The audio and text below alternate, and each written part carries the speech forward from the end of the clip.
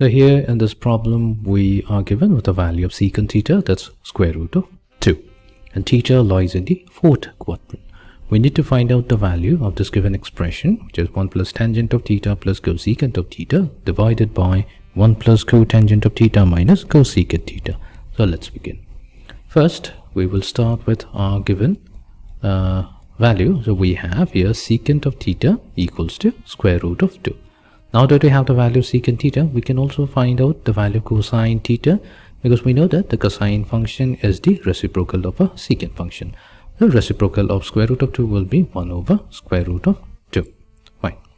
Now we are going to use an identity. We know that, say, 1 plus tangent squared theta. So this value is equals to secant squared theta, which means if we replace the value of tangent secant squared theta with square root of 2 a whole squared, then we're going to obtain the value of tangent theta. So this is going to give us tangent squared theta equals to square root of 2 whole squared, that's 2 minus 1. So tangent of theta will be positive or negative 1. So we're getting two values. Now we have to stick to only one value. Now if we look at our Cartesian plane and divide it into 4 quadrants, so we have 1, 2, 3 and 4. So we can use the mnemonic A, S, T, C written in the clockwise manner. So A stands for all positive, S stands for sine positive, T is the tangent positive, and C is the cosine positive. So we are in the fourth quadrant, so we'll specifically consider the fourth quadrant. So C means we have the cosine function and its reciprocal, which is the secant function. So these two functions are going to be positive in the fourth quadrant. Everything else, that means tangent, cotangent, sine, cosine, cosecant, and these 4 trigonometric functions are going to be negative.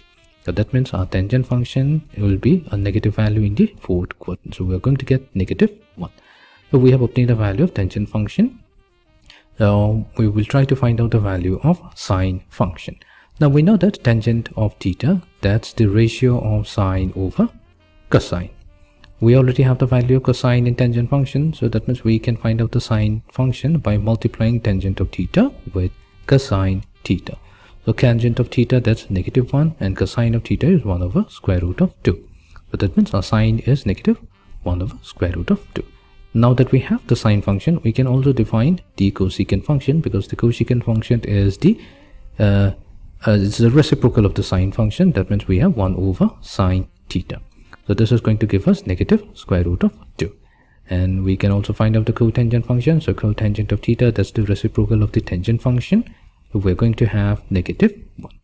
So we needed the value of tangent theta, which is negative 1. We needed cosecant theta, so that's negative square root of 2. Cotangent of theta, so that's negative 1. And cosecant of theta, which is again negative square root of 2. You can use this to obtain the value of this given expression. So let's do that. So we're going to get 1 plus tangent of theta, so that's negative 1, plus cosecant of theta, which is negative 1 over square root of 2, whole divided by 1 plus cotangent of theta, which is negative 1, minus cosecant of theta, negative 1 over square root of 2.